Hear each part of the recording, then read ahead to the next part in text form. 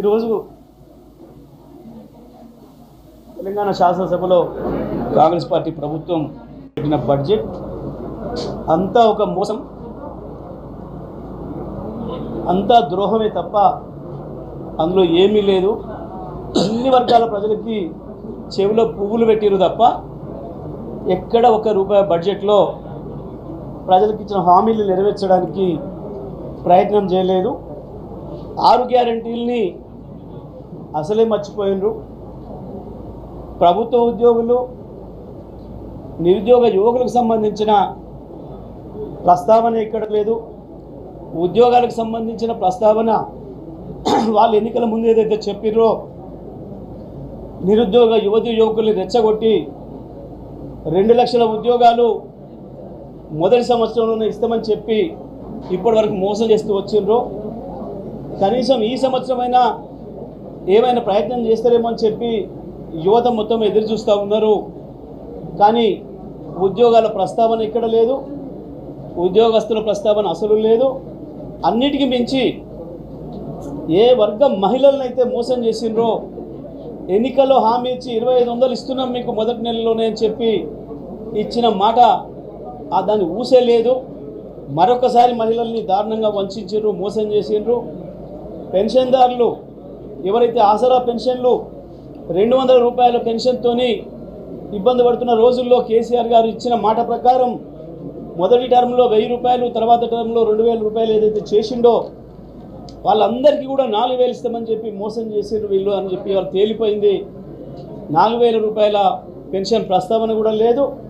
అదేవిధంగా దివ్యాంగ సోదరులకి కేసీఆర్ గారు ఆల్రెడీ 4000 చేసిందని మేము 6000 చేస్తామని ఏదైతే చెప్పిండ్రో ఆ 6000 ప్రస్తావన కూడా ఎక్కడ కూడా లేదు. మళ్ళీ వాళ్ళని కూడా మరొకసారి మోసం చేసిండ్రు. అంతేకాదు రైతుల్ని ఇంకా దారుణంగా వంచిండ్రు. రైతులకు ఈ సంవత్సరమైనా వాళ్ళు ఇచ్చిన మాట ప్రకారం రైతు భరోసా 15000 చేస్తారేమని చెప్పి ఎదురు చూసినాం. కానీ 15000 ప్రస్తావన లేదు. ఇప్పుడు ఇస్తున్న 12000 ప్రస్తావన కూడా ఎక్కడ కూడా లేదు. దాన్ని కూడా స్పష్టంగా చెప్పలేదు. బడ్జెట్లో ఇది పెట్టినామని కూడా చెప్పలేదు. ఊకదప్పుడు ఉపన్యాసం ఇచ్చుకుంటూ పోయారు తప్ప ఇంకొక మాట ఎక్కడ కూడా రాలేదు. అన్ని వర్గాల ప్రజలకి మోసమే చేసిండ్రు. ఎక్కడ కూడా స్పష్టత లేదు. విద్యకు సంబంధించిన మోసమే, ఉద్యోగాలకు సంబంధించి మోసమే, కార్మికులకు మోసమే. ఆటో కార్మికులు పాపం వాళ్ళకు ఉన్న జీతాన్ని పోగొట్టిండ్రు, ఉన్న జీవితాన్ని పోగొట్టిండ్రు. వాళ్ళు కనీసం ఈఎంఐలు కట్టుకునే స్థితిలో లేరు. నెలకు 1000 రూపాయలు ఇస్తామని వాళ్ళకి ఏదైతే మాట ఇచ్చిండ్రో ఆనాడు ఎలక్షన్ హామీలో ఆ ప్రస్తావన కూడా లేదు. రైతు కూలీలకు సంబంధించి 1000 రూపాయలు నెలకు ఏదైతే ఇస్తామని చెప్పిండ్రో ఆ వాళ్ళకు సంబంధించిన ప్రస్తావన కూడా లేదు. ఆర్టీసీ ఉద్యోగులకు సంబంధించిన ప్రస్తావన లేదు.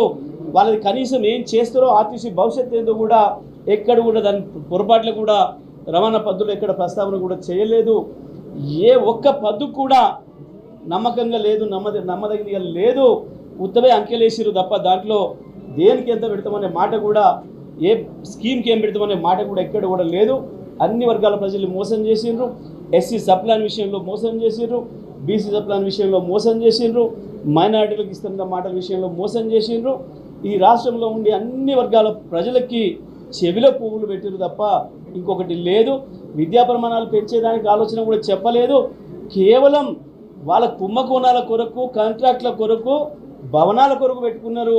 హ్యామ్ రోడ్ల నిర్మాణం అని చెప్పి అదొక పెద్ద స్కామ్ చేయడానికి దానికి మార్గం ఏర్పాటు చేసుకున్నారు. కేవలం కొన్ని ఇంకా కొత్త స్కాములు చేయడానికి కావాల్సిన ఏర్పాట్లు మాత్రమే చేసుకున్నారు తప్ప ఈ బడ్జెట్లో ప్రజలకు మేలు చేసేది, ప్రజలకు ఒరిగేది ఏ ఒక్కటి కూడా పెట్టలేదు. 6 గ్యారెంటీల ఊసి కూడా ఇక్కడ ఈ బడ్జెట్లో లేదు.